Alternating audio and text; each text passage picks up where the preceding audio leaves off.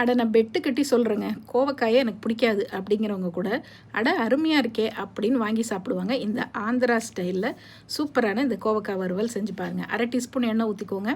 1/2 table spoon தனியா, 1 table spoon கடலைப்பருப்பு, 1 table spoon உளுத்தம்பருப்பு, ஒரு 5-6 காஞ்ச மிளகாய் நல்லா செவக்க வறுத்துங்க. ஃபைனலாக 1 டீஸ்பூன் சீரகமும் போட்டு வறுத்துட்டு ஆற வச்சு கொரகொரப்பாக பிடிச்சிக்குங்க. 3 டேபிள் ஸ்பூன் எண்ணெய் ஊற்றிக்கோங்க. 10 பல் பூண்டு தட்டி போடுங்க. கொஞ்சம் கருவேப்பிலை, ஒரே ஒரு வெங்காயம், அப்புறம் 1/2 கிலோ கோவக்காவை இந்த மாதிரி நீள் இல்லாமல் கட் பண்ணி சேர்த்து நல்லா இந்த எண்ணெயில் ஒரு 2 நிமிஷம் வதக்கி விட்டு ஒரு 5 நிமிஷம் மூடி வைங்க. நடுவில் ஒரு தடவை கிளறி விட்டுக்கோங்க.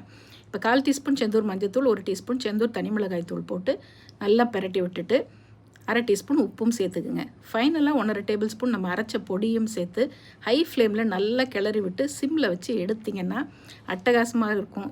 இருங்க கடைசியாக அந்த சட்டியில் கொஞ்சம் சாதத்தை போட்டு பிசைஞ்சு சாப்பிட்டு பாருங்கள். சட்டி சோறு இன்னும் சூப்பராக இருக்கும்.